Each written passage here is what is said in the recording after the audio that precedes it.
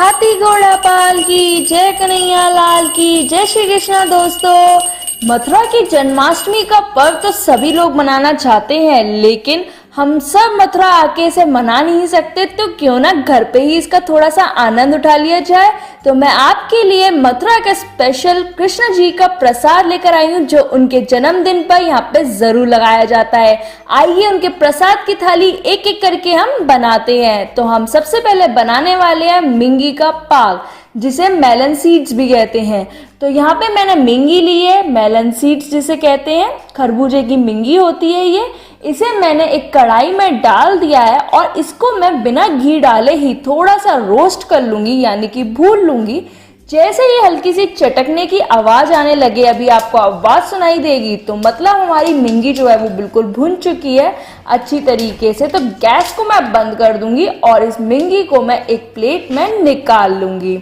अब इसके बाद मैं इसमें डालूंगी खोआ। ये मैंने 125 ग्राम खोआ लिया है। मैंने 250 ग्राम मिंगी ली थी, उसमें मैं 125 ग्राम खोआ डाल ली। तो मैं 250 ग्राम मिंगी के हिसाब से आपको इसकी आज क्वांटिटी बताऊंगी।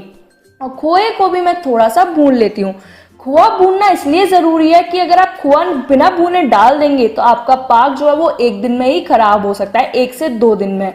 लेकिन अगर आप भूनकर खोआ डालेंगे तो ये 4-5 दिन तक खराब नहीं होता, और अगर आप इसे फ्रिज में रख देंगे तो ये लगभग 10 दिन तक खराब नहीं होता। अब हम इसकी चाशनी बनाने वाले हैं। तो यहाँ पे मैंने 10 ml पानी और 125 ग्राम शक्कर डाल दी है और इसकी मैं चाशनी बना लेती हूँ। इसकी चाशनी थोड़ी थिक बनानी होती है, यानी कि गोली टाइप की हमें से चाशनी बनानी है। जब तक उधर चाशनी रेडी हो रही है, यहाँ पे मैंने जो मिंगी बुनी हुई रही थी, बुनकर रखी थी मतलब, उन्हें मैं मिक्सी के जार में दरदरा पीस लेती हूँ। दरदरा पीसना होता है क्योंकि इस पाक की खासियत यही होती है, जब मिंगी हमारे पाक में आती है थोड़े से टुकड़े, तो उसका जो फ्लेवर होता है, उसका जो टेस्ट आता है, वो बहुत ही यमी लगता है। और ये स्पेशलिटी होती है मिंगी के पाक की। तो ये हमने यहाँ पे दरदरी मिंगी को जो है वो पीस लिया है और यहाँ पे मेरी चाशनी भी तैयार हो गई है। लेकिन मैं एक बार चेक कर लेती हूँ कि हमारी जैसे गोली जैसी चाशनी जो हमें इस पाक के लिए चाहिए वो बनकर तैयार हुई है कि नहीं। और देखिए हमारी ये बिल्कुल अच्छे से चिपक के एकदम गोली बनकर आ रही है। मैंने हाथों से इसे अच्छे से चेक कर लिया, मतलब चाशनी बिल्कुल तैयार है। इसे एक बार चलाती हूँ और इसमें अब मैं जो दरदरी पिसी हुई मिंगी मैंने ली है वो मैं इसमें डाल देती हूँ। इसके बाद जो मैंने खोआ भी भून कर रखा था वो भी मैं इसमें डाल देती हूँ और इन सब चीज़ों को मैं खूब अच्छी तरीके से मिक्स कर लेती हूँ। अच्छे से चलाते हुए सब चीज़ों को एकदम बिल्कुल एकजुट होकर आने लगे, इस तरीके से इसको मिक्स कर लेती हूँ, बिल्कुल कढ़ाई छोड़ने लगे अच्छी तरीके से। ये देखिए हमारी सब चीज़ें बिल्कुल अच्छे से मिक्स हो गई है, एकजुट होकर आ गई है। गैस को मैं बंद कर दूंगी और यहाँ पे मैंने एक प्लेट में पहले से ही देसी घी को ग्रीस करके रखा था। अब मैं ये सारा मिश्रण ले जाके प्लेट में फैला दूंगी और अपना पाक को जो है वो जमाने के लिए रख दूंगी।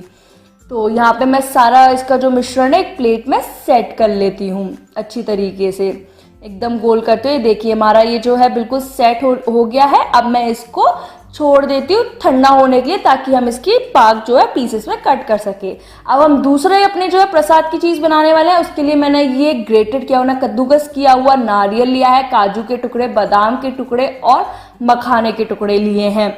और इसमें अब मैंने क्या किया, एक पैन गैस पे रखा है, इसमें 1 स्पून देसी घी डाला है और इसमें अब मैं सबसे पहले ये मखाने डालती हूँ और मखानों को थोड़ा सा भूनती हूँ। हल्का सा मैं भून लेती हूँ, ज़्यादा नहीं भूनना होता है। मैं अपनी जो है दूसरी प्रसाद की चीज़ यानी कि पंजरी, जो स्पेशल होती है यहाँ पे कृष्ण जी के जन्मदिन, यानी कि उनके रात को 12 बजे ही पंजरी का भोग लगाया जाता है। ये बहुत मान्यता होती है इस पंजरी के भोग की।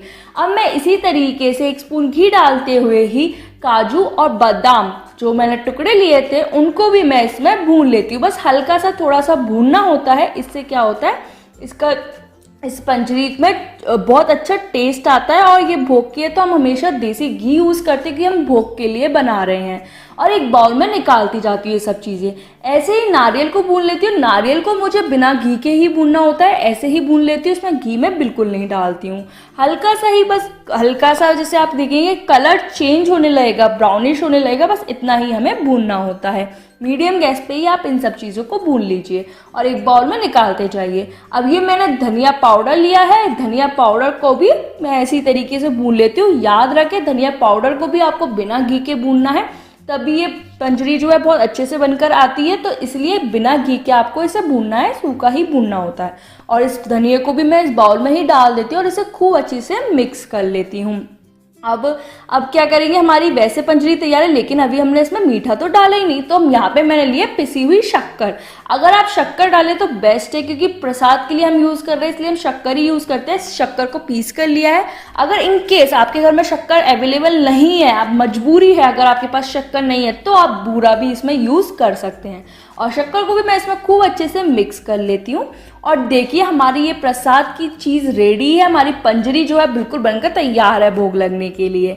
और इतनी देर में हमारा जो पाग हमने बनाया था वो भी हमारा बिल्कुल ठंडा हो गया है। तो इसको मैं पीसेस में कट कर लेती हूँ जब तक। जैसे कि हमारा पाग बन चुका है तो मैंने इसे पीसेस में भी कट कर लिया है।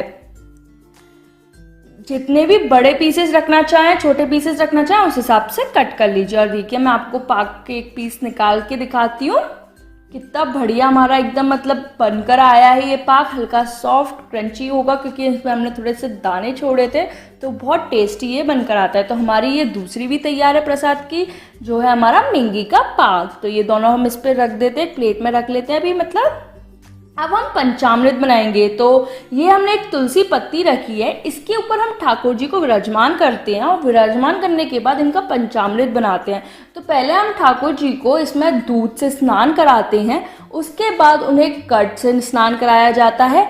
ऐसे उसके बाद हम इसमें क्या कहते हैं, पंचामृत के लिए यहाँ पे उन्हें शुगर पाउडर, यानी कि हमने ये पिसी हुई शक्कर ली है, आप बूरा भी यूज़ कर सकते हैं। थोड़ा सा हनी हम इसमें डालते हैं। मैं आपको अलग से ये पंचामृत बनाते हुए दिखा रही हूँ। ये सब चीज़ें हम ठाकुर जी के स्नान में यूज़ करते हैं। और ऐसे ही हमारा जो स्नान करके ये प्रसाद बनता है उसे पंचामृत कहा जाता है। 1 स्पून देसी घी डाला था। और ये गंगा जल का तो आपको पता ही है कितना महत्व होता है। तो ये गंगा जल से उन्हें फाइनल स्नान कराया जाता है कि उनको अच्छे से वो स्नान कर लें। और हमारा ये जो पंचामृत है वो तैयार हो जाता है। जब लोग पंचामृत को देते मतलब ग्रहण करते हैं तो वो उसमें मखाने भी डाल देते हैं, वो उसके टेस्ट के लिए डालते हैं, वरना आप मखाने का ज़रूरी नहीं होता। और ये कुछ तुलसी की पत्ती भी है जो बहुत शुद्ध मानी जाती हैं। तो इस तरीके से हमारा पंचामृत भी रेडी होता है। और ये जैसे कि हमने लिया है माखन और मिश्री। माखन मिश्री कान्हा जी का तो माखन फेवरेट था। ये आप एक बात याद रखिए, माखन बिना नमक का है। ये घर में आप निकाले तो बहुत ही अच्छी बात है, शुद्ध निकलता है, मलाई से निकलता है। नहीं तो बाजार में भी आप मांगेंगे तो मिल जाएगा। ये सफ़ेद माखन होता है, सफ़ेद बिना नमक का होता है। तो ये 2 बातें याद रखें। इसमें ही हम मिश्री डाल देते हैं, जो मोटी दानेदार मिश्री आती है, और उसे डाल के इसे मिक्स कर देते हैं। माखन मिश्री का प्रसाद तो बहुत ही ज़्यादा होता है, क्योंकि ठाकुर जी को सबसे ज़्यादा पसंद आता है माखन। क्या ही है, आपने सबने सुना ही होगा बचपन में कितने नटखट थे ठाकुर जी, और उन्हें माखन मिश्री कितना पसंद था। अब हम खीर बनाने वाले हैं लास्ट। तो यहाँ पे मैंने 1 किलो दूध को जो है बॉईल करने रख दिया। ये मैंने 10 ग्राम साबुत मखाने और 40 ग्राम ये मखाने के टुकड़े लिए हैं। 10 ग्राम मखाने जो लिए हैं मैं उन्हें पीस लेती हूँ। अभी पीसे क्यों हैं वो मैं आपको बाद में बताऊंगी। और जो 40 ग्राम मखाने के मैंने पीसेस करके रखे थे वो मैंने ये दूध में उबाल आने पे डाल दिया। और इसको मैं खूब अच्छे से चलाती हूँ, इसमें खटकाती हूँ। गैस को थोड़ा मीडियम ही रखती हूँ। और इसके बाद क्या करते हैं, इसमें ये जो है पीसे हुए मखाने भी डाल देती हूँ। पीसे हुए मखाने डालने से क्या होता है कि हमारी खीर जो है बहुत गाढ़ी और एकदम रबड़ीदार बन के आती है, जिससे इसका फ्लेवर बहुत ही टेस्टी लगता है और बहुत खाने में अच्छी लगती है। तो ये देखिए, इसे इस तरीके से चलाते हुए खीर अपनी तैयार करते हैं। गैस को मीडियम रखते हैं और इसको चलाते रहते हैं, और खीर हमारी ये जो है बनकर तैयार हो जाती है। इसके बाद जैसे माखन इसमें अच्छे से, मखाने इसमें अच्छे से मिक्स हो जाए, तो इसके बाद मैं इसमें शक्कर डाल देती हूँ। मैंने ये 150 ग्राम शक्कर डाली है, और शक्कर आप टेस्ट से अपने इधर उधर कर सकती हैं। इसमें मैंने ड्राई फ्रूट्स के लिए चिरौंजी, पिस्ते और बादाम के टुकड़े ये लिए हैं, ये डाल देती हूँ। और ये आपको पता ही है, जैसे कि मैं कहती हूँ कि ड्राई फ्रूट्स तो आपके ऑप्शनल रहते ही हैं। इसमें मैंने इलायची पाउडर भी डाल दी है। सब चीज़ मिक्स हो गई है, गैस को बंद कर दिया, खीर बनकर तैयार है। हमारा प्रसाद तैयार हो चुका है। हमारी पंजरी, खीर और ये जो हमने मिंगी का पाक बनाया था, इसके बाद हमारा ये जो पंचामृत और माखन मिश्री, और हम अपनी प्रसाद की थाली में रखते हैं 1 लोटिया में गंगा जल और तुलसी का पत्ता। तो ये हमारा इस तरीके से प्रसाद है। जन्माष्टमी का प्रसाद आप अपने घर पे ज़रूर बनाएं और इस जन्माष्टमी इसके आनंद ज़रूर उठाएं। कैसी लगी ये वीडियो बताइएगा ज़रूर। और एक थम्स अप तो बनता है कृष्ण जी के इस पावन अवसर पर, तो जाते जाते थम्स अप ज़रूर दीजिएगा। अगर अभी तक आपने हमारा चैनल सब्सक्राइब नहीं किया है तो झटपट उसको रेड बटन प्रेस करके सब्सक्राइब कर दीजिए, क्योंकि ऐसे ही हम और अच्छी और इंटरेस्टिंग वीडियोस आपके लिए लेकर आते रहेंगे। उसके पास जो बेल आइकन आता है उसको प्रेस करना बिल्कुल मत भूलिएगा, क्योंकि मैं आपके लिए लेटेस्ट से लेटेस्ट रेसिपीज और अच्छी से अच्छी वीडियो लेकर आती रहूंगी और आपके पास नोटिफिकेशन आता रहेगा।